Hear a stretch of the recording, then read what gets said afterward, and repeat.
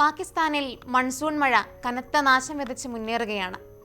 കഴിഞ്ഞ 24 മണിക്കൂറിനിടെ 63 പേർ കൂടി മരിച്ചതോടെ രാജ്യത്തെ മഴക്കെടുതിയിലെ മരണസംഖ്യ 159 ഉയർന്നതായി അധികൃതർ അറിയിച്ചു.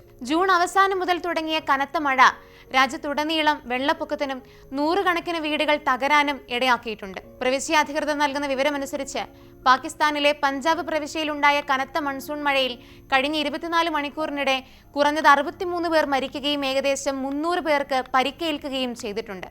ഇതോടെ ജൂൺ അവസാനം മുതൽ രാജ്യത്തുടനീളമുണ്ടായ മഴക്കെടുതിയിലെ മൊത്തം മരണസംഖ്യ 159 ഉയർന്നു. ജൂൺ 17-നുണ്ടായ പേമാരി വെള്ളപ്പൊക്കത്തിനും കെട്ടിടങ്ങൾ തകരുന്നതിനും കാരണമായി. ദുർബലമായ വീടുകളുടെ മേൽക്കൂരകൾ തകർന്നതാണ് മിക്ക മരണങ്ങൾക്കും കാരണം. കിഴക്കൻ പ്രവിശ്യ തലസ്ഥാനമായ ലാഹോറിൽ 15 മരണങ്ങളും ഫൈസലാബാദിൽ 9 മരണങ്ങളും കൊറ, സാഹിവാൾ, പാക്പട്ടൻ എന്നിവിടങ്ങളിലെ കാർഷിക നഗരങ്ങളിൽ നിരവധി മരണങ്ങളും റിപ്പോർട്ട് ചെയ്യപ്പെട്ടിട്ടുണ്ട്. രാവിലെ നദിക്കരയോട് ചേർന്നുള്ള ഗ്രാമങ്ങളിൽ നിന്ന് കുടുംബങ്ങളെ ഒഴിപ്പിക്കാൻ രക്ഷാപ്രവർത്തകർ ബോട്ടുകൾ ഉപയോഗിച്ചു. എന്നാൽ ഉച്ചയോടെ ജലനിരപ്പ് താഴാൻ തുടങ്ങിയിരുന്നു. കുട്ടികൾ സഹായത്തിനായി കരയുകയായിരുന്നു. സ്ത്രീകൾ മേൽക്കൂരകളിൽ നിന്ന് ഷാളുകൾ വീശി രക്ഷിക്കാനായി യാചിച്ചു.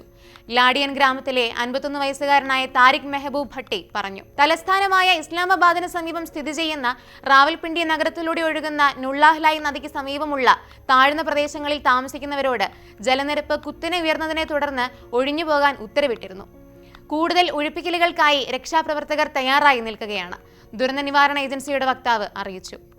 ജനങ്ങളുടെ സുരക്ഷ മുൻനിർത്തി റാവൽപിണ്ടി സർക്കാർ ജൂൺ 17-ന് പൊതു അവധി പ്രഖ്യാപിച്ചിരുന്നു. അൽ ജസീറയുടെ കമൽ ഹൈദർ പഞ്ചാബിലെ ചക്വാൽ ജില്ലയിൽ നിന്ന് റിപ്പോർട്ട് ചെയ്തത് പഞ്ചാബ് മേഖലയിലുടനീളം കനത്ത മഴ വ്യാപകമായ നാശനഷ്ടങ്ങൾക്കും ജീവഹാനിക്കും കാരണമാകുന്നുവെന്നാണ്. മഴ ചെറിയ അണക്കെട്ടുകൾ തകർത്ത് നദികളിൽ കരകവിഞ്ഞൊഴുകാനിടയാക്കി. വെള്ളത്താൽ ചുറ്റപ്പെട്ട പ്രദേശത്തുള്ള ആളുകളെ ഒഴിപ്പിക്കാൻ സൈന്യം ഹെലികോപ്റ്ററുകൾ ഉപയോഗിക്കുന്നുണ്ടെന്നും അദ്ദേഹം കൂട്ടിച്ചേർത്തു. കഴിഞ്ഞ കുറച്ചു വർഷങ്ങളായി പാകിസ്ഥാൻ വലിയ വെള്ളപ്പൊക്കങ്ങൾക്ക് സാക്ഷ്യം വഹിച്ചിട്ടുണ്ട്. ഈ മൺസൂൺ കാലവും വ്യത്യസ്തമല്ല, ഹൈദർ കൂട്ടിച്ചേർത്തു. വരും വർഷങ്ങളിൽ രാജ്യത്ത് അതിതീവ്ര കാലാവസ്ഥാ മാറ്റങ്ങൾ ഉണ്ടാകാൻ സാധ്യതയുണ്ടെന്ന് വിദഗ്ധർ മുന്നറിയിപ്പ് നൽകിയിട്ടുണ്ടെന്നും അദ്ദേഹം പറഞ്ഞു. പാകിസ്ഥാനിലെ മൺസൂൺ സീസൺ സാധാരണയായി ജൂലൈ മുതൽ സെപ്റ്റംബർ വരെയാണ്. എന്നാൽ സമീപ വർഷങ്ങളിൽ കാലാവസ്ഥാ വ്യതിയാനം മൂലം മഴയുടെ പാറ്റേണിൽ വലിയ മാറ്റങ്ങൾ വന്നിട്ടുണ്ട്. അപ്രതീക്ഷിതമായ അതിതീവ്ര മഴയും കുറഞ്ഞ കാലയളവിൽ വലിയ അളവിൽ മഴ പെയ്യുന്നതും സാധാരണമായിരിക്കുന്നു. ഇത് നഗരങ്ങളിലും ഗ്രാമങ്ങളിലും ഒരുപോലെ വെള്ളപ്പൊക്കത്തിന് കാരണമാകുന്നു.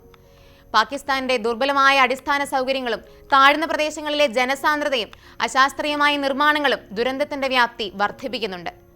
2022-ൽ പാകിസ്ഥാനിൽ ഉണ്ടായ പ്രളയം രാജ്യത്തിന്റെ 1/3 പ്രദേശങ്ങളെയും വെള്ളത്തിനടിയിലാക്കുകയും 1739 പേർ മരിക്കുകയും ചെയ്തിരുന്നു. അന്ന് 33 ദശലക്ഷം ആളുകളെയാണ് ദുരന്തം ബാധിച്ചത്. ഇപ്പോഴത്തെ സാഹചര്യം ഒരുപക്ഷെ അത്രത്തോളം തീവ്രമല്ലെങ്കിലും ഇത് തുടക്കം മാത്രമാണോ എന്ന് ആശങ്കയുണ്ട്. ദുരന്ത നിവാരണ സേനയും സൈന്യവും ചേർന്നാണ് രക്ഷാപ്രവർത്തനങ്ങൾ ഏകോപിപ്പിക്കുന്നത്. ദുരിതബാധിതർക്ക് ഭക്ഷണവും വെള്ളവും മരുന്നുകളും എത്തിക്കാനുള്ള ശ്രമങ്ങൾ നടന്നുവരികയാണ്. കാലാവസ്ഥാ വ്യതിയാനത്തിന്റെ പ്രത്യാഘാതങ്ങൾ നേരിടാൻ പാകിസ്ഥാൻ പോലുള്ള രാജ്യങ്ങൾക്ക് അന്താരാഷ്ട്ര സഹായം അനിവാര്യമാണെന്ന് വിദഗ്ധർ ചൂണ്ടിക്കാണിക്കുന്നുമുണ്ട്.